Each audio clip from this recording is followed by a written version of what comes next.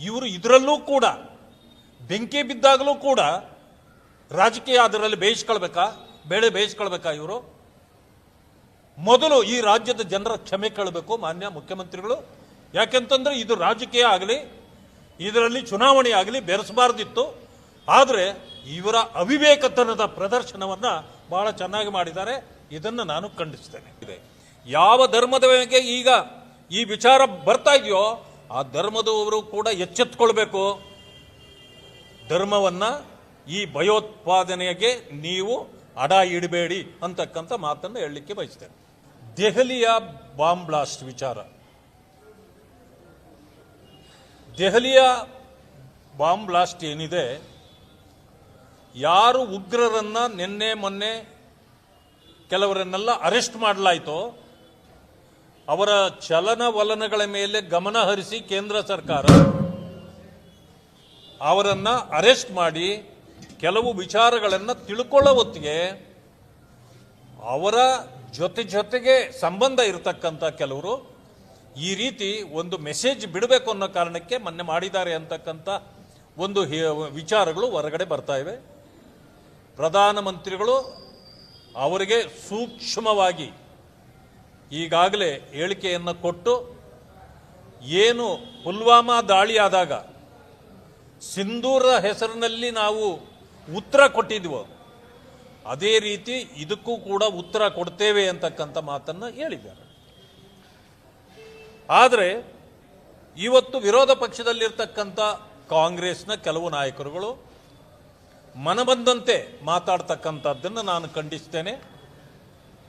ಅವರ ಕಾಲಾವಧಿಯಲ್ಲಿ 2004ರಿಂದ 2014ರವರೆಗೆ ಸರಾಸರಿ, ನಾನು ಒಂದೊಂದು ವರ್ಷದ್ದು ಹೇಳ್ತಾ ಹೋದರೆ ನೋಡಿ, 2004ರಲ್ಲಿ 3542, 5ರಲ್ಲಿ 4104, 6ರಲ್ಲಿ 3607, ಹಾಗೆ 2014ರವರೆಗೆ ಸರಾಸರಿ 4000 ಇನ್ಸಿಡೆಂಟ್ಗಳು ಈ ರೀತಿ ಭಯೋತ್ಪಾದಕ ಘಟನೆಗಳು ನಡೆದಿದ್ದವು.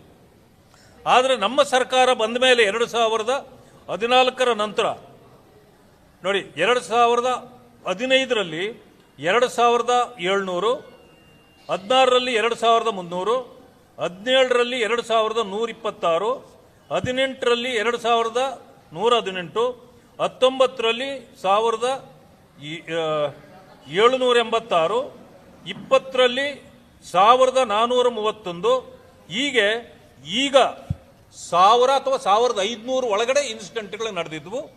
ಈ ವರ್ಷ ವಿಶೇಷವಾಗಿ 2025ಕ್ಕೆ ಕೇವಲ 620 ಇನ್ಸಿಡೆಂಟ್ಗಳು ಇಲ್ಲಿವರೆಗೂ ನಡೆದಿದೆ, ಒಂದು ತಿಂಗಳು ಬಾಕಿ ಇರುವಾಗ. ಅಂದರೆ ಯಾವ ರೀತಿ ಭಯೋತ್ಪಾದನೆಯನ್ನ ನಿಗ್ರಹ ಮಾಡಲಾಗಿದೆ ಅಂತಕ್ಕಂಥದ್ದು ಯಾರಿಗೆ ಆದರೂ ಅರ್ಥ ಆಗುತ್ತೆ.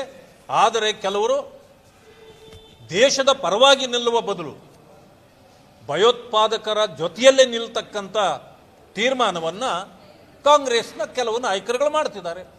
ಉದಾಹರಣೆಗೆ, ಈ ರಾಜ್ಯದಲ್ಲಿ ಭಯೋತ್ಪಾದಕರನ್ನು ನಾವು ಹಿಡಿದು ತಂದು ಜೈಲಿನಲ್ಲಿ ಕುಳಿಸಿದ್ರೆ ಅವರಿಗೆ ಎಲ್ಲ ರೀತಿಯ ವಸತಿಗಳನ್ನು ಕಲ್ಪಿಸ್ತಕ್ಕಂಥದ್ದು, ಅವರಿಗೆ ಬಿರಿಯಾನಿ ತಿನ್ನಿಸ್ತಕ್ಕಂಥದ್ದು, ಮತ್ತೆ ಅವರಿಗೆ ಫೋನ್ಗಳನ್ನು ಕೊಡ್ತಕ್ಕಂಥದ್ದು. ನೋಡಿ, AK-47 ಕೊಡೋದಕ್ಕಿಂತ ದೊಡ್ಡ ಕೆಟ್ಟ ಒಂದು ನಡೆ ಏನು ಅಂತಂದ್ರೆ ಅವರಿಗೆ ಒಂದು ಫೋನ್ ಕೊಡೋದು. ಯಾಕೆ ಅಂತಂದ್ರೆ ಅಲ್ಲಿ ಜಾಮರ್ ಹಾಕಿರ್ತಾರೆ, ಆದರೂ ಕೂಡ ಇವರು ಹೇಗೆ ಸಂಪರ್ಕಗಳನ್ನು ಸಾಧಿಸ್ತಾರೆ? ಇದನ್ನ ನಾವು ಪ್ರಶ್ನೆ ಮಾಡಬೇಕಾಗುತ್ತೆ. ಕಾಂಗ್ರೆಸ್ ಕೆಲವರನ್ನೇ ಓಲೈಕೆ ಮಾಡುವ ಕಾರಣ ಇವತ್ತು ದೇಶದಲ್ಲಿ ಈ ರೀತಿಯ ವಿದ್ರಾವಕ ಕೃತ್ಯಗಳು ನಡೀತಾ ಇದೆ. ಇಂತಹ ವಿದ್ರಾವಕ ಕೃತ್ಯಗಳನ್ನು ನಾವು ಖಂಡಿಸ್ತೇವೆ. ಪ್ರಧಾನಮಂತ್ರಿಗಳು ಅಥವಾ ನಮ್ಮ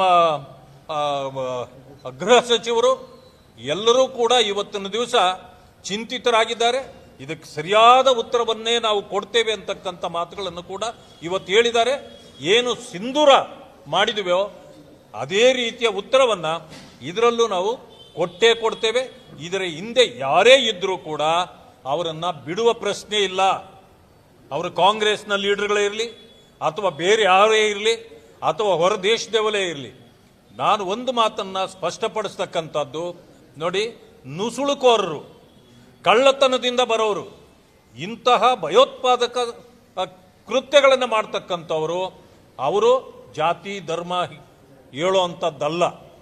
ಅವರು ಅದನ್ನು ಮೀರಿ ಇಂತಹ ಕೆಟ್ಟತನವನ್ನು ಪ್ರದರ್ಶನ ಮಾಡ್ತಾರೆ. ಆದರೆ ನನಗೆ ಅನುಮಾನ ಬರ್ತಕ್ಕಂಥದ್ದು ಏನು ಅಂತಂದರೆ, ಇತ್ತೀಚೆಗೆ ಯಾರೋ ಭಯೋತ್ಪಾದನೆ ಮಾಡ್ತಾರೋ ಅವರು ಒಂದು ಧರ್ಮಕ್ಕೆ ಸೇರಿದವರಲ್ಲ ಅಂತ ಹೇಳ್ತಿದ್ದೀವಿ ಪದೇ ಪದೇ. ಆದರೆ ಭಯೋತ್ಪಾದನೆ ಮಾಡಿ ಸಿಕ್ತಾ ಇರ್ತಕ್ಕಂಥವರೆಲ್ಲ ಯಾಕೋ ಒಂದೇ ಧರ್ಮದವರಾಗ್ತಿದ್ದಾರೆ. ಇದು ನಾವು ಯೋಚನೆ ಮಾಡಬೇಕಾಗಿರ್ತಕ್ಕಂಥದ್ದು. ಅದರಲ್ಲೂ ಕೂಡ ಮಾತೆತ್ತಿದ್ರೆ ಕೆಲವರು ಆರ್ ಎಸ್ ಎಸ್ ಅಂತ ಮಾತಾಡ್ತಾರೆ. ನಾನು ಕೇಳ್ತೇನೆ, ಆರ್ ಎಸ್ ಎಸ್ ನಲ್ಲಿರ್ತಕ್ಕಂಥ ಸೇವೆ ಮಾಡ್ತಕ್ಕಂಥವರು ಎಲ್ಲರೂ ವಿದ್ಯಾವಂತರೇ. ಆ ವಿದ್ಯಾವಂತರು ದೇಶ ಸೇವೆ ಮಾಡ್ತಾರೆ, ದೇಶವನ್ನು ಒಗ್ಗಟ್ಟು ಮಾಡ್ತಾರೆ. ಮನೆ ಮಠಗಳನ್ನು ತೊರೆದು ಬಂದು ಸೇವೆ ಮಾಡ್ತಾ ಕುಳಿತಿದ್ರೆ ಇನ್ನು ಕೆಲವು ಧರ್ಮದ ವಿದ್ಯಾವಂತರು, ಅವರು ಡಾಕ್ಟರ್ಗಳಿರ್ಬೋದು, ಪ್ರೊಫೆಸರ್ಗಳಿರ್ಬೋದು, ಇಂಜಿನಿಯರ್ಗಳಿರ್ಬೋದು, ವಿದ್ಯಾವಂತರು ಬಂದು ಇವತ್ತೇನು ಮಾಡ್ತಿದ್ದಾರೆ, ಭಯೋತ್ಪಾದನೆ ಕೆಲಸವನ್ನು ಮಾಡ್ತಿದ್ದಾರೆ. ಇದನ್ನು ನಾವು ಇವತ್ತು ಅರ್ಥ ಮಾಡ್ಕೊಳ್ಬೇಕಾಗಿದೆ. ಈ ದೇಶದ ಪರಿಸ್ಥಿತಿಯನ್ನು ಇದನ್ನು ಅರ್ಥ ಮಾಡ್ಕೊಂಡು ಈ ಭಯೋತ್ಪಾದನೆಯನ್ನು ಹತ್ತಿಕ್ಕುವಲ್ಲಿ ನಾವೆಲ್ಲರೂ ಕೈ ಜೋಡಿಸಬೇಕಾಗಿದೆ. ಯಾವ ಧರ್ಮದ ಬಗ್ಗೆ ಈಗ ಈ ವಿಚಾರ ಬರ್ತಾ ಇದೆಯೋ ಆ ಧರ್ಮದವರು ಕೂಡ ಎಚ್ಚೆತ್ತುಕೊಳ್ಬೇಕು. ಧರ್ಮವನ್ನು ಈ ಭಯೋತ್ಪಾದನೆಗೆ ನೀವು ಅಡ ಇಡಬೇಡಿ ಅಂತಕ್ಕಂಥ ಮಾತನ್ನು ಹೇಳಲಿಕ್ಕೆ ಬಯಸ್ತೇನೆ. ಮಾನ್ಯ ಮುಖ್ಯಮಂತ್ರಿಗಳಾಗಿರ್ತಕ್ಕಂಥ ಸಿದ್ದರಾಮಯ್ಯನವರು ಒಂದು ಹೇಳಿಕೆಯನ್ನು ಕೊಟ್ಟಿದ್ದಾರೆ. ನನಗೆ ಆ ಹೇಳಿಕೆಯನ್ನು ನೋಡಿ ಬಹಳ ಬೇಸರ ಆಯಿತು. ಅದೇನೆಂದರೆ, ಏನು ದೆಹಲಿಯಲ್ಲಿ ಈ ಬಾಂಬ್ ಬ್ಲಾಸ್ಟ್ ಆಗಿದೆಯೋ ಇದರಿಂದ ಇದು ಬಿಹಾರದ ಚುನಾವಣೆಯ ಮೇಲೆ ಪರಿಣಾಮ ಬೀಳುತ್ತೆ, ಇದರಿಂದ ಬಿಜೆಪಿಗೆ ಹೊಡೆತ ಆಗುತ್ತೆ, ಕಾಂಗ್ರೆಸ್ ಮತ್ತು ಇಂಡಿ ಈ ಸಮುದಾಯಕ್ಕೆ ನಮಗೆ ಉತ್ತಮ ಫಲಿತಾಂಶದಕ್ಕೂ ಕೂಡ ಅವಕಾಶ ಇದೆ ಅಂತಕ್ಕಂಥ ಈ ರಾಜಕೀಯ ಹೇಳಿಕೆಯನ್ನು ಕೊಟ್ಟಿದ್ದಾರೆ. ನನಗೆ ಅನಿಸ್ತಕ್ಕಂಥದ್ದು, ಇವರು ಇದರಲ್ಲೂ ಕೂಡ ಬೆಂಕಿ ಬಿದ್ದಾಗಲೂ ಕೂಡ ರಾಜಕೀಯ ಅದರಲ್ಲಿ ಬೇಯಿಸ್ಕೊಳ್ಬೇಕಾ, ಬೇಳೆ ಬೇಯಿಸ್ಕೊಳ್ಬೇಕಾ? ಇವರು ಮೊದಲು ಈ ರಾಜ್ಯದ ಜನರ ಕ್ಷಮೆ ಕೇಳಬೇಕು ಮಾನ್ಯ ಮುಖ್ಯಮಂತ್ರಿಗಳು. ಯಾಕೆಂತಂದ್ರೆ ಇದು ರಾಜಕೀಯ ಆಗಲಿ, ಇದರಲ್ಲಿ ಚುನಾವಣೆ ಆಗಲಿ ಬೆರೆಸಬಾರ್ದಿತ್ತು. ಆದರೆ ಇವರ ಅವಿವೇಕತನದ ಪ್ರದರ್ಶನವನ್ನು ಬಹಳ ಚೆನ್ನಾಗಿ ಮಾಡಿದ್ದಾರೆ. ಇದನ್ನು ನಾನು ಖಂಡಿಸ್ತೇನೆ.